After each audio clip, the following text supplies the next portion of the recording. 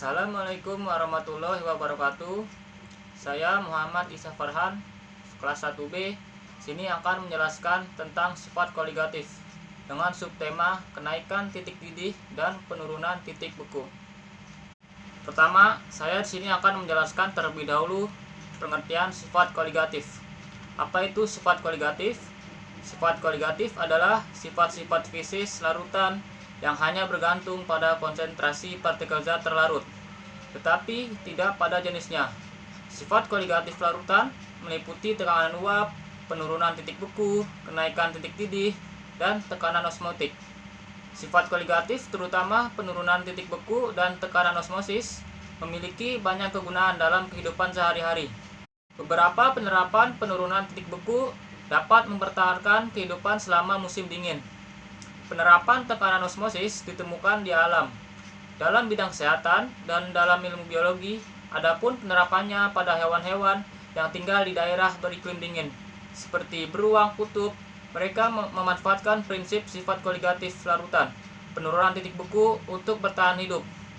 Darah ikan-ikan laut mengandung zat-zat anti beku yang mampu menurunkan titik beku air hingga 0,8 derajat Celcius. Sifat yang berikutnya adalah kenaikan titik didih dan penurunan titik beku. Titik didih larutan selalu lebih tinggi dibandingkan titik didih pelarut. Hal sebaliknya berlaku pada titik beku larutan yang lebih mudah rendah dibandingkan pelarut. Bila suatu zat cair dinaikkan suhunya, maka semakin banyak zat cair yang menguap. Pada suhu tertentu, jumlah uap di atas permukaan zat cair akan menimbulkan tekanan uap yang sama dengan tekanan udara luar. Keadaan saat tekanan uap zat cair di atas permukaan zat cair tersebut sama dengan tekanan udara di sekitarnya, disebut mendidih, dan suhu ketika tekanan uap di atas permukaan cairan sama dengan tekanan uap luar disebut titik didih. Berikut adalah rumus kenaikan titik didih, yaitu delta TB sama dengan titik didih larutan dikurangi titik didih pelarut. Menurut hukum Raoult, besarnya kenaikan titik didih larutan sebanding dengan hasil kali dari molalitas larutan atau M dengan kenaikan titik didih molal atau Kb. Oleh karena itu, kenaikan titik didih dapat dirumuskan seperti berikut.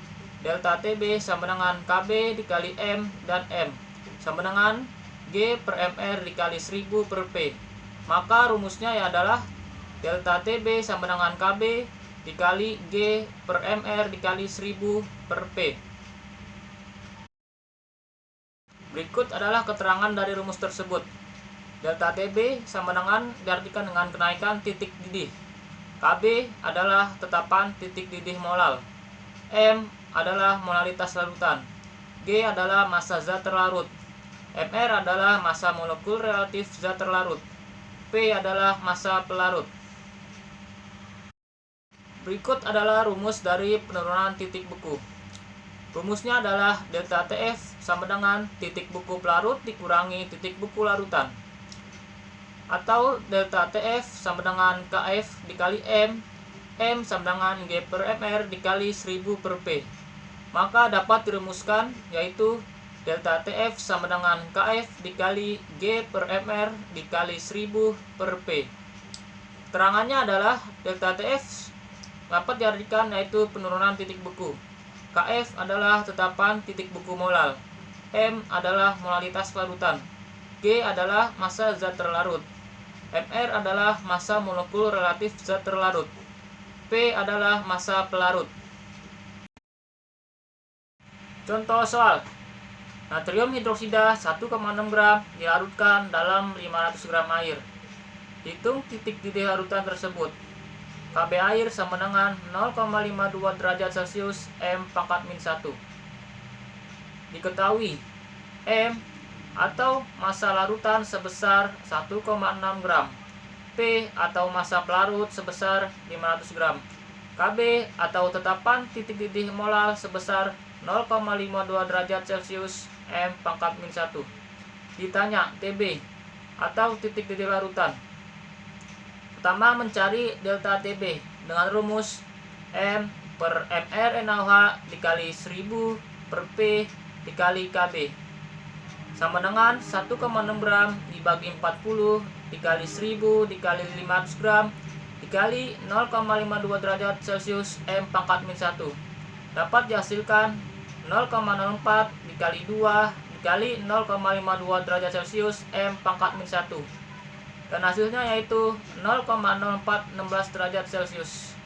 Yang kedua yaitu mencari titik di larutan dengan rumus 100 derajat Celcius ditambah delta TB sama dengan 100 derajat Celcius ditambah 0,0416 derajat Celcius dan dapat dihasilkan yaitu 100,0416 derajat Celcius.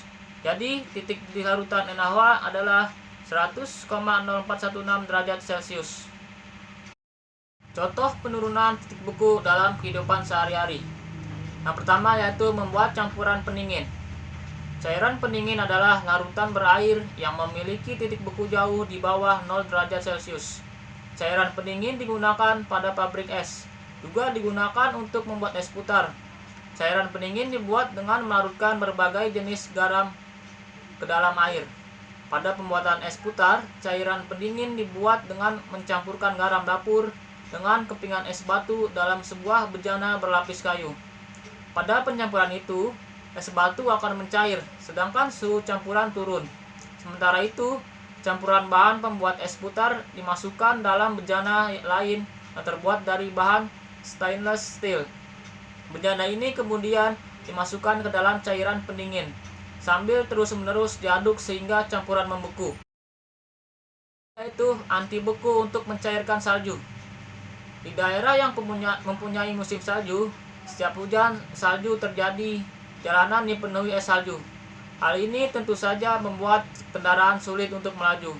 Untuk mengatasinya, jalanan bersalju tersebut ditaburi campuran garam atau NaCl dan CaCl2. Itu saja yang dapat saya sampaikan. Kurang lebihnya mohon maaf. Assalamualaikum warahmatullahi wabarakatuh.